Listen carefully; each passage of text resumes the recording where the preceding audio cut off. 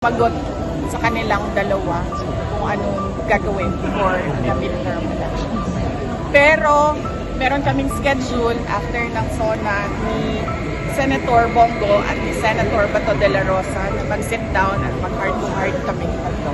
Okay, ma'am. Everything can change. Oh yes, every day. Sa buhay natin, araw-araw nagbabago talaga.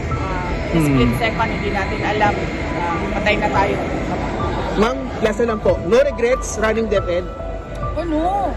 In fact, it is with a heavy heart that I leave the Department of Education. Minahal ko yung trabaho na ito. Minahal ko yung mga kasama ko sa Department of Education. So, meron talaga akong regrets dahil gusto ko talaga tapusin yung kung ano man yung dapat na deliverables ng Marcos administration mula sa department.